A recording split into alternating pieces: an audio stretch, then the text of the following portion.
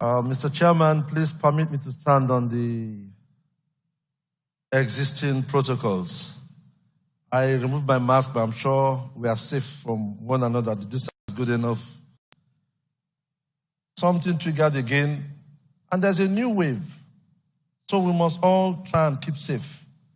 There is COVID.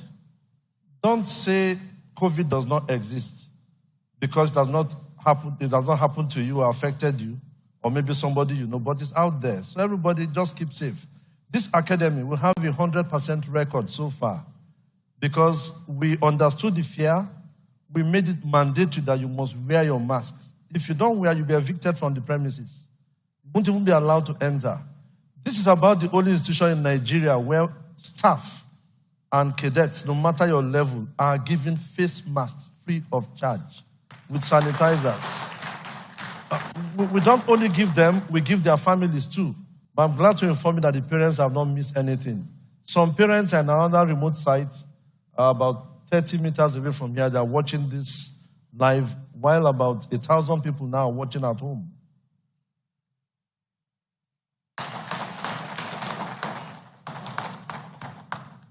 I would address the cadets a little bit, then address the stakeholders, because it's not every time we are lucky to have the opportunity of addressing everybody at the same time.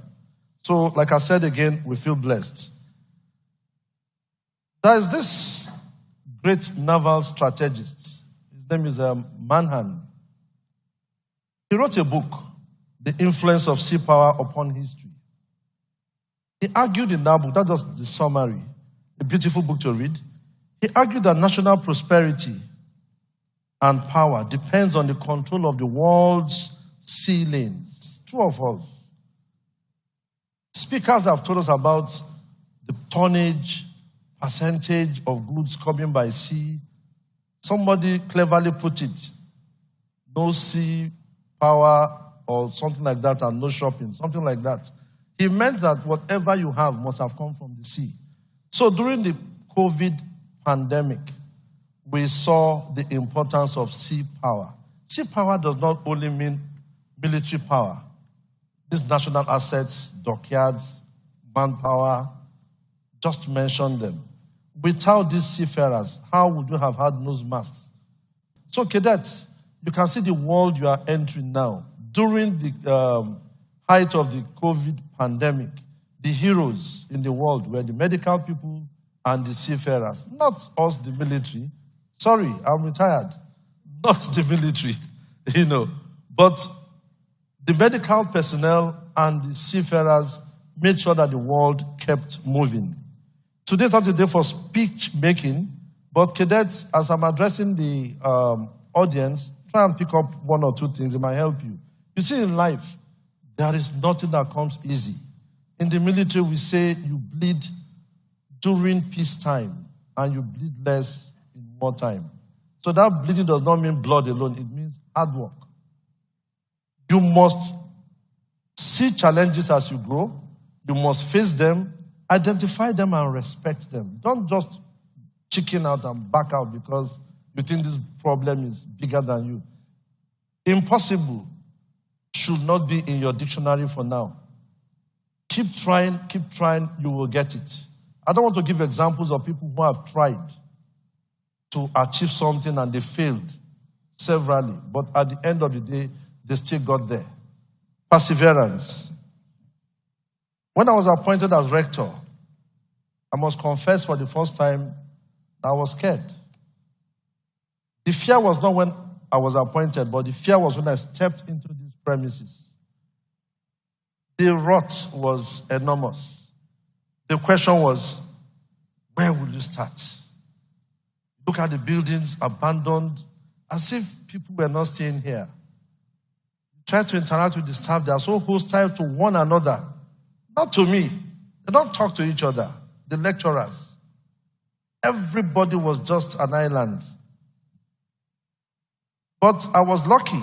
I had a kind of wind assistance when the government also co-opted me into the IMC. And somehow we did what we could do as a committee. And as soon as the IMC left, the government did not waste time. They appointed the chairman for us and members of the governing council. And together, we continued analyzing the problems of the academy, and my job was just to ensure that we work strictly to what we plan to achieve, and that's what we call end state.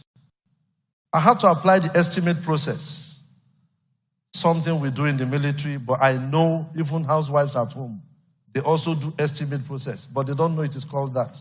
For example, a housewife knows that there is Christmas, and she knows that the children must buy shoes and bags. That she has identified the problem. Her end state is to buy those things for those children.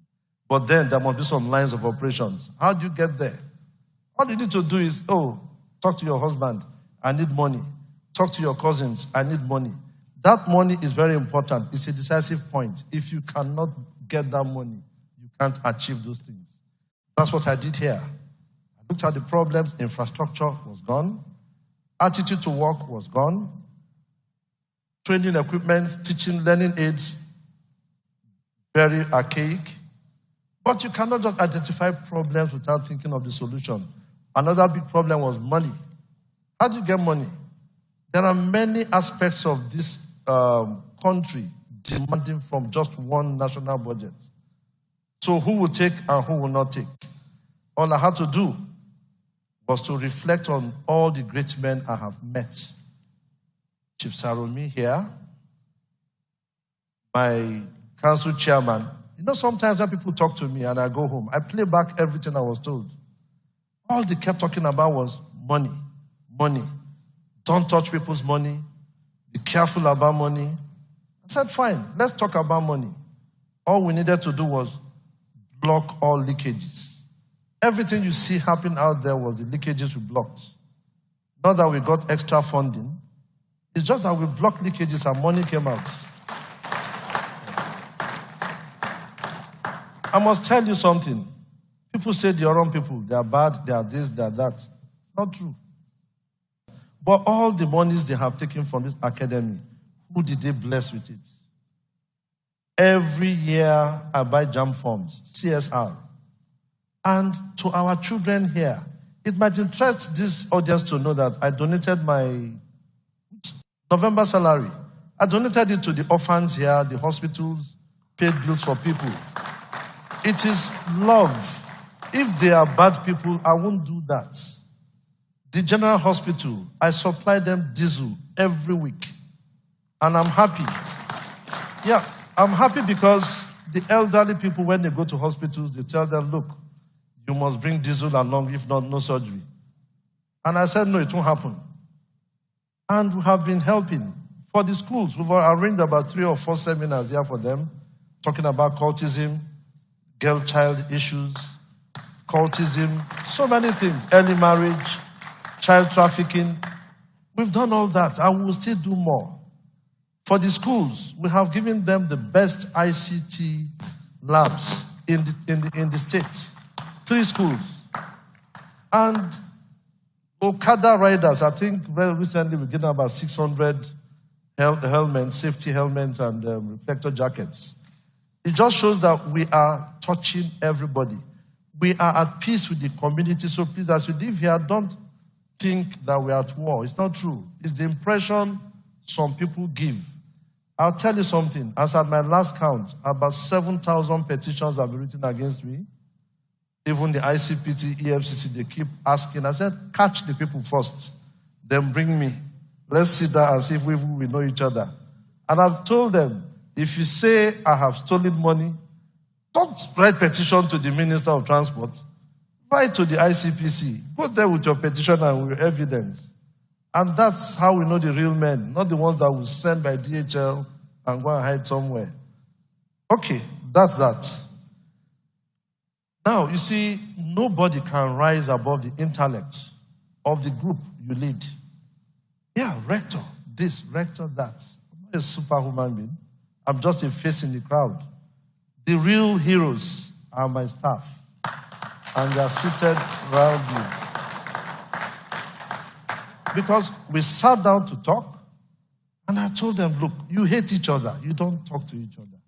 You don't even phone each other. You don't visit each other at home. We have a challenge. Nigerians don't care how we feel about each other. What Nigerians want to know is how are they doing out there. Sometimes I have to take hard decisions. Doesn't make me a sadist. I was to withdraw 2 female cadets. Yes, here. I kept asking myself, the issues came up within the last 1 week. You ask me, I'll say, no, they are gone. But behind me, in my heart, I know they are not gone. I just kept asking. These are people's children. They are your children. Like my chairman will always say.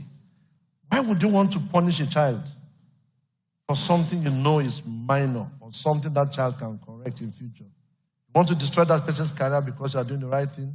The answer is no. And I told them, forgive them. Let them continue. But there was one who couldn't forgive. He refused to write exams. He was given 2 chances. He was even called. A panel was set up for him. The guy was not just interested. We can't graduate you without certificates. You must write. So the guy, unfortunately, had to be withdrawn. All my cadets, except School of Maritime Transport, which we are still finding a way out, are all members of the Nautical Institute and the MRS of the UK. Yeah. And this is the first time we paid for them. All my cadets have laptops free, courtesy of the academy. We have also introduced some spice into the soup by bringing in some foreign professionals. Like we have Captain Raj. Captain Raj, are you in the hall? Can you just stand up for recognition? From India, the master mariner, and we're expecting 8 more.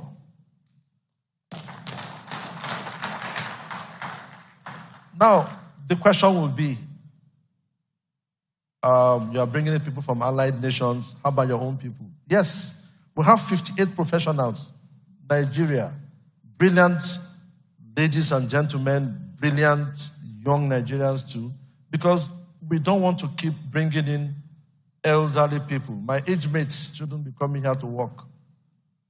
It's true, because you may not have that energy a young man will have. You may not be able to sit up all the night to mark. So we have employed about 58 people. We are mentoring them. Talking about capacity building, we've trained about 15 of our staff for our newly acquired simulators. The simulators we have now are world class. We have the full mission engine room simulator. We have the full mission bridge simulator. And the latest of them all, which is the multifunctional classroom. Is Engineer Prashant in the hall? Is he here? Okay. He's here coupling the simulators, and 2 more Indian engineers will join us in the next 10 days, I guess. So by January, I'm sure we should have about 8 foreign inputs to spice up our soup here. Our cadets used to stay 18 to 1 room, and that was not correct. When the minister came here, he frowned at the development. Already, we told you some of these things need lead time. You can't just turn around something and manifest the kind of rooms he wants immediately. It has to be some time. We have achieved that goal.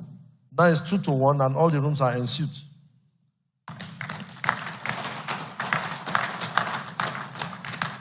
Our classrooms are smart. They all have smart boards, meaning of this, all the classrooms. And from every classroom, you can go live. Before the government announced the COVID pandemic, about 2 weeks to, we had already given our cadets break. But the break was not to go and sit at home. We gave them 1 week to rest. The following week, they started online lectures. We happen to be among the first institutions in Nigeria to do online lectures very well. Our online lectures are interactive. The students can talk to the lecturer can talk back. And smart boards were put in place. That kept our people busy. They no longer use pamphlets in the academy. They use books. We got them books. These books are for life. Take them away. Like Otumba Folani said, training doesn't end here. It is continuous until you go home. You must keep training because in the maritime world, there are always new innovations. The stakeholders, all I can say is thank you. Thank you not because you are here today, but thank you for all the support you have been given since 2017. There is no night I don't receive one call from maybe Engineer Omashaya or Engineer Greg, whom I call Uncle Greg, Professor Alex. Yeah, there are two professors here. Please, I'm not your own kind of professor. Yeah. So they always talk to me. Our senator here too, she has been awesome.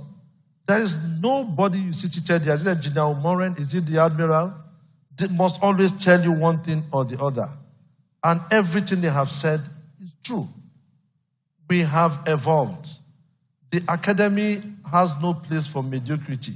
I want to also explain something. It is not the rector that said cadets intake must now be 300. It is the IMO. The problem we have in Nigeria and NIMASA is battling with, it's unfortunate NIMASA had to inherit that problem. But the problem started from here, where you take 2,000 cadets you cannot cater for. You pass them out anyhow. When they go out, they are now into the labor market. Where are the ships? The world economy. We are experiencing some depression, whether we like it or not. Most ships are not operational. How many ships are really operational in Nigeria today? Ask the owners. They are bleeding to keep these ships afloat. And a ship owner with 10 ships cannot keep the 10 afloat. I challenge anybody who can do that. Most of them keep about 3, 4 afloat and overwork the staff because these goods must be delivered from point A to point B. So who will employ you? So the best bet is train what is manageable and make sure that the demand is more than the supply. If not, most of them will end up as Uber drivers, which breaks my heart. Now, those days, they pay for mandatory short courses, the cadets themselves, when they come back after graduation. But I said, no, you will do that now while you are here. So now our cadets have 3, 4, 5, 6 certificates they would have paid for ordinarily elsewhere. But now it is free for them.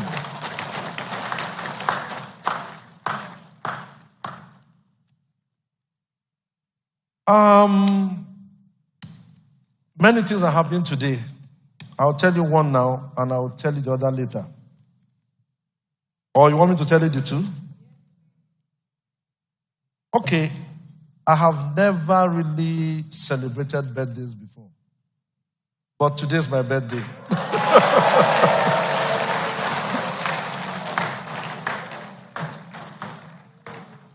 I don't look my age, but you want to know my age? Why are the ladies shouting yes?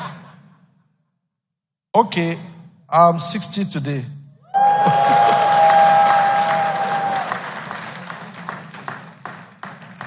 But you see, I didn't plan this to happen. I told my staff this graduation must end on the 20th. I didn't know 20th was a Sunday. And they just kept quiet. They didn't tell me anything. Only for me to see 21st on the program. But it was already late. And I said, come, why? They said, no, Oga, it has to be on that day because 20th was Sunday, so we have to use 21st. Normally, anywhere I am in the world, I'm always at home on this day. But this is a different one. And this is the first time I'm really having great Nigerians attending a function. My birthday too. So I'm grateful. But I'm sorry there is no cake. Now, cadets. I was on a flight. You know I like reading a lot. And I hate long flights. So what I do is listen to music or sleep. And I saw a book there. And I chose to read something there. And I saw something very interesting which I think I should share with you. About 5 principles that can make or mar somebody's progress. But that is it. You mar your progress if you don't listen. So you listen to what I'm going to, read out to you. The ICT guys will give it to you later. The first principle is learning how to be great. Start with learning how to accept and move on from failure. True or false? You don't have to succeed every time you try something. But when you fail, you must struggle to continue. That's by one American author, Ken Blanchard. I'm sure some of you must have heard about him. Then you reflect on your purpose. I'll tell you something. We all have purposes. Your purpose in life now is because you wanted to be seafarers. Today you are here by God's grace. So no matter what happens to you, your motivation should remain your purpose. Goals could just start and end now, but purpose is ongoing. So if you know you are supposed to be a great seafarer, a master mariner, a chief engineer somewhere, no matter what happens to you, just can't give up. But there's another killer. You know what that killer is? Pride. Ego. You think you are too much. You don't want to learn. You don't want to be humble. You see, humility opens all doors. My house where I live, and I've never had my children call the gate man by his name. It's uncle, they call him. I also call them Oga. Chief Sarumi, in fact, sometimes it gives me heart attack. Even my chairman, they call me sir. And I feel like fainting. But I know what they are saying. So when you go anywhere, please open your ears, open your eyes, be ready to learn. But when you are arrogant, then to hell with you. You enter problems. You can get fired. The next one is patience. You must exercise patience. You know, there's a proverb, they say the bed bug will tell the children that whatever is hot will be cold. That's when children pee on the bed. It's same in life. Nothing lasts forever. You must be patient. Nothing comes easy. Then I think the last one is persistence. Covers everything. You know, they say men, when I mean men, it has to do with all sexes. They're architects of their own destiny. Do you believe that? Yeah, my late mother, you know, I was sitting with her and she said something. Oh, I like that naval officer passing. Look at the uniform, blah, blah, blah. I took notes. I said, Mommy, will that make you happy? She said, very well. I said, okay, fine. I told myself, I must join the Navy. And my father wanted me to be a pilot. And we quarreled over that. Because I told him my mother wants me to be a naval officer.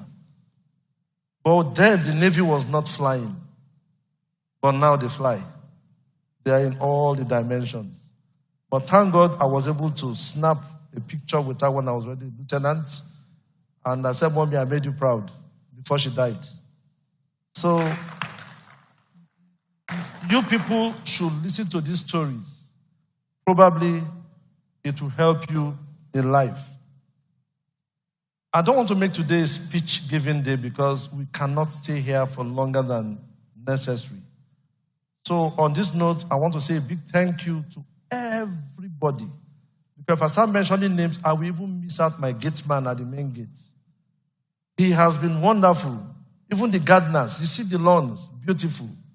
It's some gardeners doing that job.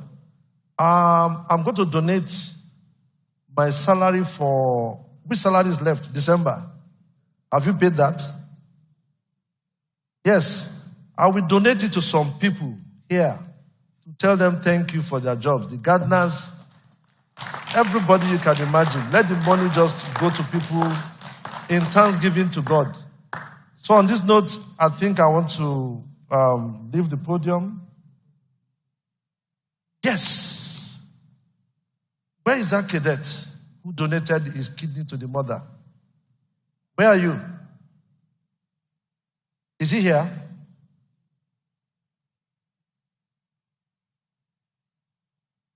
With his shoe. Okay, tell him I'm giving him 500,000 for my salary. You see, you know why I'm doing this? That guy is a hero. There was a governor who was asked, ex-governor, he was asked, are you loyal to your party? And the guy said, I'm not going to answer that question during his screening. He said, but I'll tell you a story instead. There was a lady who went on Facebook, the children, everybody, oh, kidney failure, blah, blah, blah. Then the governor's wife whispered to the man, honey, this woman has to be helped. The man called the commissioner for help this woman. After 2 months, the governor asked, how far would that lady? The commissioner said, well, the children backed out because their kidneys were compatible, but when it was time for the surgery, they ran away. Can you imagine? But this guy gave his kidney to his mother, a cadet. We didn't even know. I wouldn't have allowed him to do so. But somehow, he said he was going for pass for something. That it was after the surgery I got to know. That guy is a hero. I'm going to give him part of my salary to appreciate him, and I will still give him many other things. And I will mentor him because it is not easy. So, Chairman, sir, distinguished ladies and gentlemen, this is my speech. I thank you for coming.